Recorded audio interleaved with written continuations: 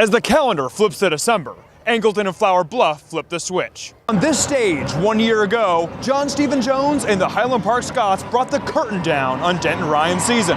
Returning to the scene are the Raiders, invading Jerry's World, ready to exact revenge and dismantle the house John Stephen's granddaddy built. On this Black Friday in Denton, Colleyville Heritage and Eaton were busting down the doors at Apogee Stadium. Thanksgiving may be over, but the Panthers and Eagles were looking to feast yet again. Full stomachs aside, these teams enter round 2 with full hearts. As state title games kick off, AT&T Stadium becomes a winter wonderland. One catch, while champions take home the gold, others wake up to empty stockings. Score, graceful. Finish, not so much. Scoops up the fumble and rumbles all the way for the big man touchdown. While Refugio lost its grasp on a lead, Mart doesn't let theirs out of its clutches. In a matter of hours at the Texas State Fair, plays will score, cannons will sound, fans will roar, and as always, food will fry. Rockwall kept their foot on the gas. The result? A Yellow Jacket crash and burn. Puts the defense on skates. Evades Hornets, trucks tacklers. Spencer Sanders pushes in. Red Raiders do push-ups as the mini turns mighty. Shatydrick Bailey, all 5'3", 150 of them, hits the gas and burns the Bobcats. He sees a crease, makes a man miss, accelerates. He's gone. 66 yards, so sweet. And the cherry on top, the Longhorns came out flat. Through one half of football, this Cedar Hill team has been deflated. Went into halftime close, but Stephon Cobbs turned the lights off on Haltom. With their backs against the ropes, the Jags dealt the gut punch that would serve a postseason knockout to the Eagles, turning the Preston Wood defense into a blooper reel.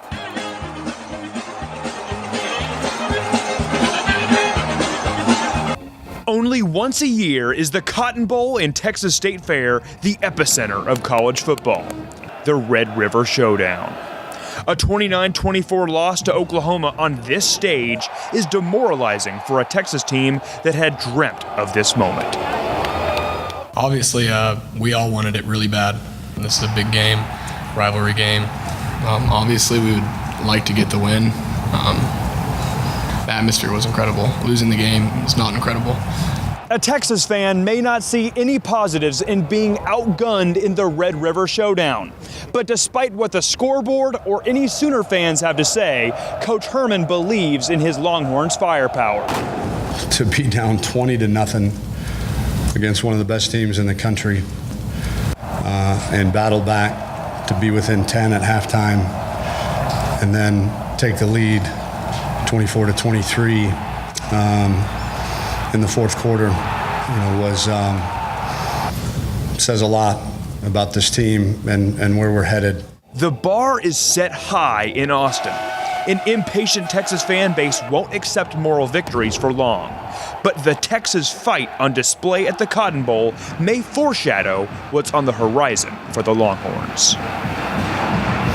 But extremely proud of the effort, the enthusiasm, the belief, and the fortitude of our guys. Extremely proud.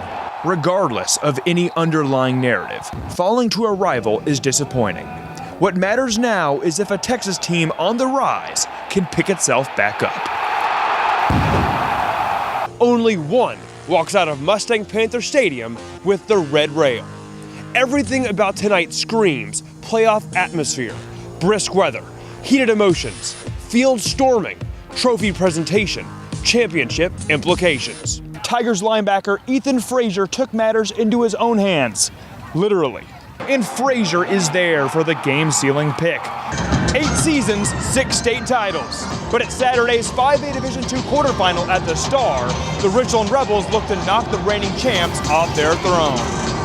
Two of the best teams from opposite ends of Texas go toe-to-toe here at Texas State's Bobcat Stadium. The Purple Rain of the undefeated Angleton Wildcats and the swarm of Corpus Christi's Flower Bluff Hornets clash. Season-long hopes and dreams on the line. A state title up for grabs. Rain wasn't in the forecast tonight in Denton, but with the Allen Eagles, when it rains, it pours.